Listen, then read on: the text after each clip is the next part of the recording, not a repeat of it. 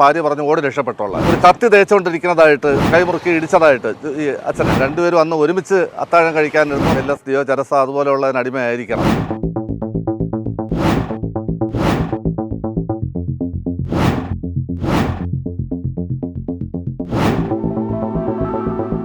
പുള്ളി വളരെ സ്വാതന്ത്ര്യത്തോടെ അവർ ഫ്രണ്ട്സിനെ പോലെ കഴിഞ്ഞുകൂടിയിരുന്നതാണ്. MBBS ചൈനയിൽ അയച്ച് പഠിപ്പിച്ചു. ജോസ് ഒരു കൃഷി പാരമ്പര്യമുള്ള കുടുംബത്തിലാണ്. അടുത്ത കാലത്ത് വീട്ടിൽ തന്നെ ഒരു ബിസിനസ് നടത്തുന്നുണ്ട്. ഇവന് ഈ അടുത്ത കാലത്ത് അഭിനയം പഠിക്കാൻ വേണ്ടി 1.5 ലക്ഷം രൂപ ആവശ്യപ്പെട്ടു. അതും കൊടുത്ത് അതിനു വേണ്ടിയുള്ളൊരു തുടക്കം ആയിരുന്നു. പക്ഷേ ഇതിന് അടിമയായിരിക്കണം. എല്ലാ സ്ത്രീയോ ചരസ അതുപോലെയുള്ളതിന് അടിമയായിരിക്കണം. കാരണം അപ്പോഴപ്പോഴാ പൈസ ചോദിക്കുമ്പോൾ കൊടുത്തില്ലെങ്കിൽ ഭയങ്കര ദേഷ്യമാണ്. ആ ഒരു സിറ്റുവേഷനായിരുന്നു. രണ്ടുപേരും അന്ന് ഒരുമിച്ച് അത്താഴം കഴിക്കാനിരുന്നു. 9 മണി കഴിഞ്ഞപ്പോൾ ഒരുമിച്ചിരുന്ന് ഭക്ഷണം കഴിച്ചിട്ട് ജോസ് ഒന്ന് സെറ്റിയിൽ വന്ന് മയങ്ങിക്കിടന്നു. ഇവൻ മുകളിലോട്ട് കയറിപ്പോയിട്ടപ്പോൾ ഭാര്യ ഒരു പ്രെയർ മീറ്റിങ്ങിൽ അറ്റൻഡ് ചെയ്തിരിക്കുകയായിരുന്നു, ഗൂഗിൾ മീറ്റിൽ. അപ്പോൾ പെട്ടെന്ന് വന്ന് സെറ്റിൽ കിടന്ന ജോസിൻ്റെ കഴുത്തറുത്ത് ആണ് ഈ കൊലപാതകം നടത്തിയെന്നാണ് ഇപ്പോൾ. അപ്പോൾ ഭാര്യ പറഞ്ഞ് ഓടി രക്ഷപ്പെട്ടോളാൻ. അപ്പോൾ അടുക്കളയിലോട്ട് ഓടി. അവിടെ വച്ചും വീണ്ടും ആക്രമിച്ചു. അപ്പോൾ 2-3 ദിവസം മുമ്പ് തന്നെ ഒരു കത്തി തേച്ചുകൊണ്ടിരിക്കുന്നതായിട്ട് മനസ്സിലാക്കാൻ കഴിഞ്ഞു അവർക്ക്. അതുപോലെ തന്നെ ജോസിനെ 2-3 ദിവസം മുമ്പേ ഉപദ്രവിച്ചതായിട്ടും ഭാര്യ തന്നെ ഒരു സ്റ്റേറ്റ്മെൻറ്റിൽ പറഞ്ഞതായിട്ട് അറിയാൻ കഴിഞ്ഞു. ഇവിടെ കുഴപ്പക്കാരൻ ഇവിടെ ആരുമായിട്ടും വലിയ കമ്പനിയോ അങ്ങനെ നാട്ടിൽ അങ്ങനെയൊന്നുമില്ല. ചെറുപ്പക്കാരുമായിട്ട് വലിയ കമ്പനിയോ ഒന്നുമില്ല. അവനൊരു വലിയ സ്റ്റൈലായിട്ടൊക്കെ നടക്കുന്ന ഒരു പയ്യനാണ്. ഇവിടെ ആർക്കും അങ്ങനെ അറിഞ്ഞുകൂടാ. പക്ഷേ പൊതുവെ ഇപ്പോൾ പറയുന്നു ഇതിനെ മയക്കുമരുന്നിന് അടിമയാണെന്ന് ഇങ്ങനെ പറയുന്നു. പക്ഷേ പ്രത്യക്ഷമായിട്ട് ആർക്കും അത് അറിയില്ല. നാട്ടിൽ മര്യാദക്കാരനാണ്, വേറെ കുഴപ്പമൊന്നുമില്ല. നിരന്തരം വഴക്കല്ല, പൈസ ചോദിക്കുമ്പോൾ കൊടുത്തില്ലെങ്കിൽ വളരെ ദേഷ്യം പ്രകടിപ്പിച്ചതായിട്ട് അവൻ്റെ അമ്മ പറഞ്ഞതായിട്ട് അറിയുന്നുണ്ട്. മയക്കുമരുന്നിനാണ് ഈ ഞാൻ നേരത്തെ പറഞ്ഞ അഭിനയം പഠിക്കണമെന്നുള്ള മോഹമായിട്ട് അതിനു വേണ്ടി പൈസ ചോദിച്ചു.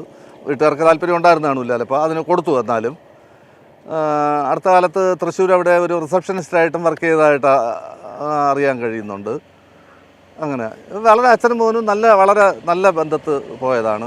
അതില്ല, വീട്ടുകാരുടെ ഭാഗത്തുനിന്ന് അത് കുഴപ്പമില്ല. അതിൻ്റെ ഇവർ കബളിപ്പിക്കപ്പെട്ടതാണ്. ഒരു ഫീസ് അടയ്ക്കാനായിട്ട്, സർട്ടിഫിക്കറ്റ് കിട്ടാൻ വേണ്ടി ഫീസ് അടയ്ക്കാനായിട്ട് ഒരു ഏജൻറ്റിനെ ഏൽപ്പിച്ചു.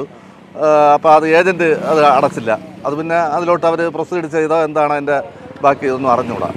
എന്തായാലും കംപ്ലീറ്റ് ചെയ്ത് സർട്ടിഫിക്കറ്റ് കിട്ടിയിട്ടില്ല. ചൈനയിൽ പഠിച്ച് ആ കോവിഡ് വന്നിട്ട് 3-4 വർഷമായി ഇവിടെ അങ്ങനെ നിൽക്കുകയാണ് ഇപ്പോൾ. ഇവൻ വേറെ ജോലിക്കൊന്നും പോയില്ല. വീട്ടിലൊരു ബിസിനസ്സുണ്ട്, അതുമായിട്ട് ഭാഗികമായിട്ടൊക്കെ സഹകരിച്ചിരുന്നു. ഫുള്ളായിട്ട് സഹകരിച്ചെന്ന് പറയാൻ ഒക്കില്ല. വീട്ടിൽ തന്നെ കൂടെ ചേർന്നൊരു ബിസിനസ്സൊക്കെ ഉണ്ട്. അത് നാട്ടുകാർക്കോ വീട്ടുകാർക്കോ ആർക്കും മനസ്സിലാകുന്നില്ല അത്ര ഒരു വിരോധം എന്താണെന്ന്. അത് ഈ മയക്കുമരുന്നിൻ്റെ ഒരു പ്രശ്നമാണെന്ന് വിചാരിക്കുന്നു ആളുകൾ.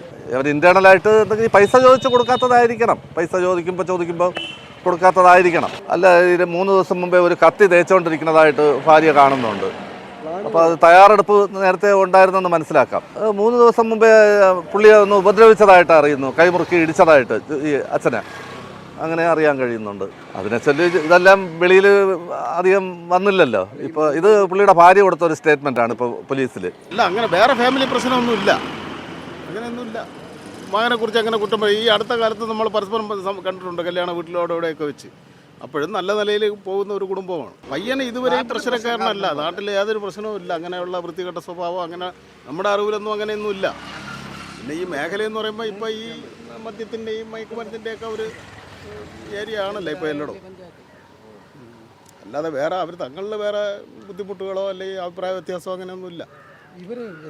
നമ്മൾ അറിയുന്ന രീതിയിൽ. ഇനി അവരുടെ ഫാമിലി അകത്തങ്ങനെ എന്തെങ്കിലും ഉണ്ടോ എന്നുള്ള കാര്യം അറിയില്ല. ഞാൻ പയ്യനുമായിട്ട് സംസാരിച്ചിട്ടുണ്ട്. ലഹരി ഉപയോഗിക്കുന്നതായിട്ടുള്ള യാതൊരു കാര്യങ്ങളും കണ്ടിട്ടില്ല. ബാക്കിയുള്ള കാര്യങ്ങൾ എന്താണെന്ന് അറിയത്തില്ല. ഞങ്ങളുടെ ചർച്ചിലായിരുന്നു വന്നുകൊണ്ടിരുന്നത്. ഇപ്പോൾ കുറച്ച് ദിവസം കൊണ്ട് വരക്കത്തില്ല, എന്താണെന്ന് അറിയത്തില്ല. ഈ വിദ്യാഭ്യാസത്തിൽ ഈ വളരെ ഒരു കബളിപ്പിക്കപ്പെട്ടു. അത് അങ്ങ് തൃശ്ശൂരിലോ അവിടെ ഇവിടെ ഉള്ള പാർട്ടിയാണെന്നറിയാം. ബാക്കിയുള്ള കാര്യങ്ങളൊന്നും വ്യക്തമല്ല.